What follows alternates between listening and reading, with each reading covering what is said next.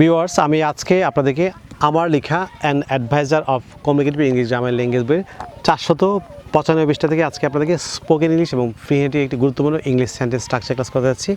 যে স্ট্রাকচার ক্লাসটি যোগের মাধ্যমে আপনি স্পোকেন ইংলিশ এবং রাইটিংয়ে আপনি হাজার হাজার ইংরেজি বাক্য তৈরি করতে পারবেন। So let's get started.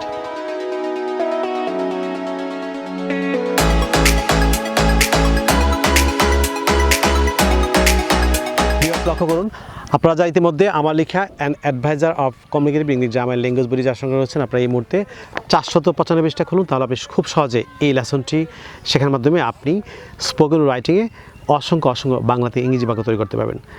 আমি আজকে আপনাদেরকে কিপ এবং স্টপ দুটি ভাব দিয়ে আপনি কীভাবে স্পোকেন রাইটিংয়ে খুব সহজে ইংরেজি বাক্য তৈরি করবেন সেটি বেশ করা আছে। লক্ষ্য করুন, keep plus V one plus ING এর ব্যবহার।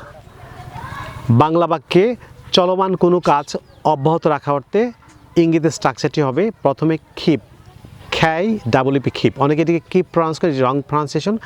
খ্যাই আমরা জানি খ্যাই, নট কে, বাংলাদেশে অনেকে এটিকে কে প্রনাউন্স করে, সম্পূর্ণ রং প্রনাউন্সিয়েশন। আমার সঙ্গে বলুন K, K. So K double E P keep plus V one plus ING. V one means হচ্ছে ভার্বের প্রেজেন্ট ফর্ম, এটির সঙ্গে সবসময় আইএনজি হবে।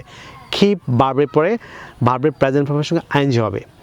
বাংলা বাক্যে চলমান কোনো কাজ অব্যাহত রাখা অর্থে কিপ ভার্বের পরে সবসময় ভার্বের প্রেজেন্ট ফর্মের সঙ্গে আইএনজি যুক্ত করবেন। প্লাস যদি বাক্যাংশ থাকে তাহলে আপনি এক্সটেনশন লিখবেন। যেমন আপনি যদি বাক্য লক্ষ্য করুন, যেমন লিখতে থাকো, এই যে চলমান কাজ, লিখতে থাকো কিপ রাইডিং। যেমন পড়তে থাকো কিপ রিডিং। যেমন খেলতে থাকো কিপ প্লেয়িং। এখন ফুটবল খেলতে থাকো কিপ প্লেয়িং ফুটবল। ক্রিকেট খেলতে থাকো কিপ প্লেয়িং ক্রিকেট। যেমন আসতে থাকো কিপ কামিং, এখানে আসতে থাকো কিপ কামিং হিয়ার, সেখানে যেতে থাকো কিপ গোয়িং দেয়ার। যেমন ঘুমাতে থাকো কিপ স্লিপিং। যেমন হাঁটতে থাকো কিপ ওয়াকিং। যেমন দেখতে থাকো কিপ সিইং। যেমন টেলিভিশন দেখতে থাকো কিপ ওয়াচিং টেলিভিশন। লক্ষ্য করুন, চর্চা করতে থাকো, একদিন তুমি ইংরেজিতে একজন সফল বক্তা হবে। চর্চা করতে থাকা হচ্ছে keep practising, one day you will be a successful speaker in English.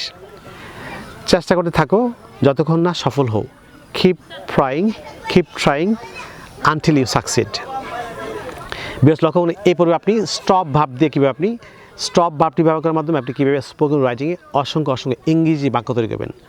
লক্ষ্য করুন, বাংলা বাক্যে চলমান কোনো কাজ বিরত রাখা অর্থে কিপ হচ্ছে চলমান কোনো কাজ অব্যাহত রাখা অর্থে, আর স্টপ হচ্ছে চলমান কোনো কাজ বিরত রাখা অর্থে।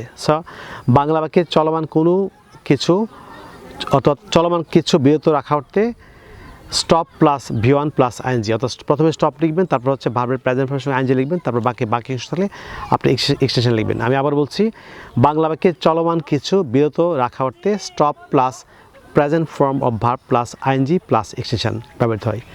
যেমন একটি বাংলা বাক্য লক্ষ্য করুন, এটি কীভাবে ইংরেজি করবেন। যেমন লেখা বন্ধ করো, স্টপ রাইডিং। পড়া বন্ধ করো, স্টপ রিডিং। টেলিভিশন দেখা বন্ধ করো, স্টপ ওয়াচিং টেলিভিশন। বন্ধুদের সঙ্গে আড্ডা মারা বন্ধ করো, স্টপ শেয়ারিং উইথ ফ্রেন্ডস। যেমন হাঁটা বন্ধ করো, স্টপ ওয়াকিং।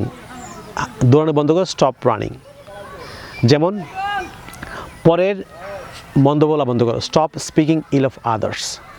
যেমন লক্ষ্য করুন আরও কিছু বাক্য, যেমন লেখা বন্ধ করো, সময় শেষ, stop riding, time is over. যেমন হত্যা বন্ধ করো, স্টপ কিলিং।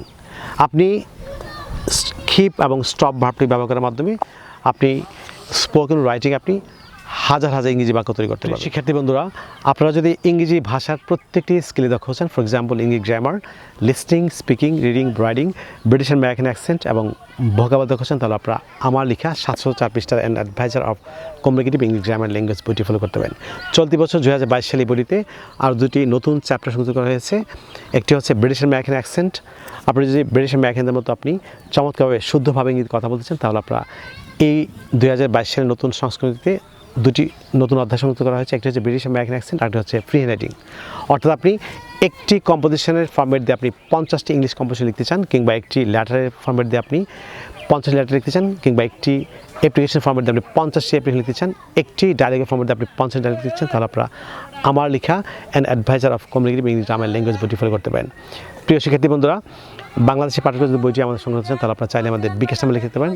আমাদের বিকাশ নাম্বার হচ্ছে 01722650680 অর্থাৎ 01722650680।